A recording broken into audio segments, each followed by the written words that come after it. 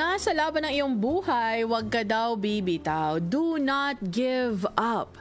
Diba? Kasi alam niyo po, sabi nga ng 1 Corinthians 9:24, do you not know that in a race all the runners run, but only one gets the prize? Run in such a way as to get the prize. Diba? So huwag kang kakabahan ka moments kapag hindi napapansin yung iyong mga ginagawa. Kasi sabi nga ng 2 Chronicles 15:7, but as for you, be strong and do not give up, for your work will be rewarded. Diba, hindi man siguro nakikita ni boss, hindi nakikita ni ng ating mga seniors. And ang ganda nung paalala sa atin ngayon, no, na just be strong and do not give up, for your work will be rewarded. Hindi man siguro si boss ang magre-reward. Hindi siguro yung mga superiors natin, mga seniors natin, mga supervisors natin, but nakikita ng Diyos. Remember yung ating napag-usapan a couple of weeks ago about Elroy? God sees you. Nakikita ka niya, nakikita niya ako, di ba? Alam niya yung mga pang-alipustang ginawa sa akin. Alam niya yung aking mga struggles. Alam niya yung mga unfair na ginagawa ng iba sa akin. But, nakikita niya yon. Kaya, huwag kang bibitaw. Ano ba ang papasukin mo ngayon na problema?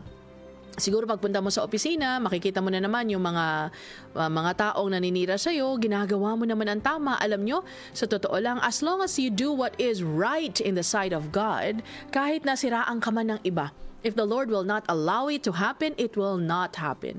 Diba? So let them plan whatever they want to plan.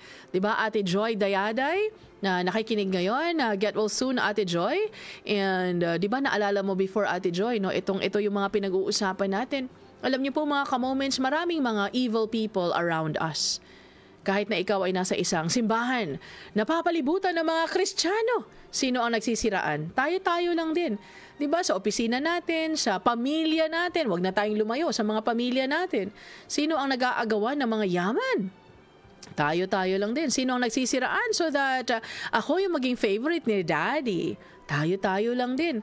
Diba, alam niyo po, evil people will always plot against you. Hayaan niyo po sila. Huwag mo nang isa-isahin na, uy, alam ko pa naman ang plano mo sa akin. Oh, alam kong sinisiraan mo ako. Alam mo, nakarating sa akin na sinabi mo ito, sinabi mo yan. Pero alam niyo, hayaan niyo na, let them say whatever they want to say. As long as you know that you are not doing anything wrong and that you are just doing whatever it is that God wants you to do, then so be it. Just go ahead and move forward. Diba? Run as if you are getting the prize. Diba? Marami talagang distractions as you run this race sa ating mga buhay. Pero maninira dyan, ikaw na yung pinakamabait na pastor. Binigay mo na ang iyong lungs at kidneys para lang mapatayo ang simbahan. Ayan, napatayo ang simbahan. Tapos anong sabi? Kala mo naman kung sino yung pastor na yan. Ganito, ganyan. Diba? Sinong maninira sa'yo? Di yung mga tao lang din sa palibot mo. So is that going to discourage you? Pwede. Pero ano mangyayari pag na-discourage ka? Ikaw na nakikinig ngayon na sinisiraan sa pamilya, sa opisina, sa negosyo. Pag na-discourage ka, so bibitaw ka na, iyoko na. Saksak nyo sa baga nyo yung mga pera ninyo. O di, anong problema? Diba, nagkasala ka na, nagalit ka na, naapektuhan ka. Sinong lugi? Ikaw. Sila, tumatawa lang sa sidelines, hi, ayan, gumive up. O diba? Kaya, do not give up. Patuloy lamang tayo na manalig sa Panginoon. Diba, just keep on doing whatever it is that God wants you to do. Diba, kung makita ng iba at mapasalamatan ka, thank you at napansin. Kung hindi, patuloy ka pa rin. Kasi lahat ng dapat na ginagawa natin is for the honor and glory of God. Diba, hindi naman sa para sumikat ako. Well, ikaw na nakikinig ngayon, sa tingin mo, hindi kayang bigyan ng solusyon ng Panginoon ang iyong pinagdadaanan? Maybe God just wants us to put our faith fully in Him. Diba, Rasha, Francher, Rotor, o Chirazul, sabi niya pa, yes, Lord, never give up. Diba, bigay mo na lang yan kay Lord. Ate Shirley Alfonso, itong bigat na iyong pinapasan ngayon sa puso mo, bakit mo pinapasan? Ka-moments, diba, sabi ni Lord, bigay daw sa Kanya lahat. O, hindi bigay sa Kanya lahat.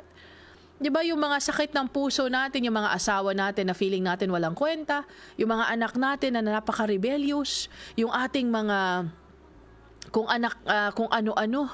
Diba, parang, bigay mo na yan kay Lord. Di ba, bigay mo na kay Lord. Because sa totoo lang, that is not going to do you any good. And ka-moments, surrender na lang daw ang lahat, sabi ni Ate Eileen Laurio, sa Panginoon. Because you know what? The Lord Jesus Christ should be enough sa atin. Hindi ko man makuha yung mga kayamanan na gusto ko. Believe me, gusto ko pong yumaman. Ayoko po ng ganda lang yung ambag ko sa mundo. Gusto ko na rin yumaman. Alam mo yung parang, I wanna eat pad thai. I'm going to go to Bangkok to eat pad thai. Yung ganyan lang, di ba? Gusto ko ng mga crabs or yung legit na dim sum. I'm going to Hong Kong. Balikan ko lang kayo mga ka-moments, ha? Di ba gusto ko ng mga ganyang buhay, pero even if the Lord will not give that to me, I should remind myself that Christ is enough. Christ is enough.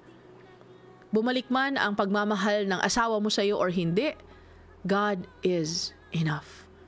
Magbago man ang anak mo in your lifetime, praise God. Pero kung hindi, God is enough. Jesus is enough. Bakit ko nasabi yan? Kasi, di ba, alam niyo naman yung kwento ng buhay ko. When I wandered into the world, my dad did not see my change in his lifetime. It was his death that became the turning point ng buhay ko. So ikaw na nanay, ikaw na tatay, just keep on praying. Keep on praying. Sana maawa si Lord na habang buhay ka ay makita mong magbago ang anak mo. Pero kung hindi, just keep on praying. Because may plano naman ng Panginoon sa lahat. Diba? So, anong makukwento ko sa inyo kung nagbago ako or kung hindi ako lumihis ng landas at naging okay yung buhay ko from the beginning until the end, anong ikukwento ko sa inyo? Wala. Diba? Kasi I cannot relate to all your problems. Diba? Kasi hindi ko naman na-experience.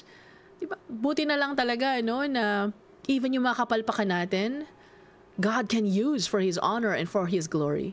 Kaya ikaw na pumalpak at binago ng Panginoon, be proud of your kapalpakan because you did not stay there. Binago ka ni Lord. Diba? And that is the gospel, the good news that the Lord changed me. I was like this before, and I am this now. Diba, Ma'am Susan Manalo? Magandang umaga po sa inyo. And to Ate Alita Ancheta, laban lang. Pasan mo ang daigdig, kasama mo ang Panginoon. Alam nyo, we don't need to make pasan daigdig. Di ba, bigyan na natin kay Lord kasi siya naman talaga. He's got the whole world in His hands. Di ba, He's got the whole world in His hands. Kaya ako ay dapat na sitting pretty lamang. Dapat ikaw ay sitting pretty lamang, no na Lord? You have the world in your hands. So ako ay okay na, sabi ni Ate Nez Bustamante, hands up na, suko na, Lord. Kau na po ang bahala.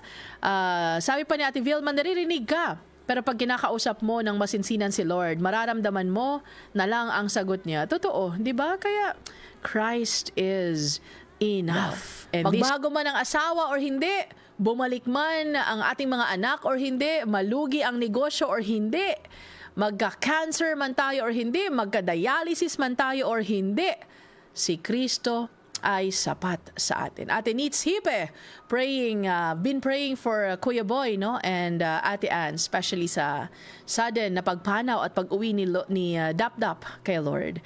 Ate Neats, dadalhin ba dito or sa Cagayan lang yung I know that ikikremate, no? But anyway, if you see Kuya Boy and Ate Ann, please tell them that our hearts go out to them and we are praying for them. Di ba, Ate Marites David, sa dinami-dami ng kasalanan mo, pinatawad ka ni Lord at binuhay niya, binago niya ang buhay mo. Ako din po, Ate Marites. Kaya nga, I cannot stop sharing the love of God to others because I was once yung mga palpak na anak na bumalik. Salamat sa Panginoon. Here's a song.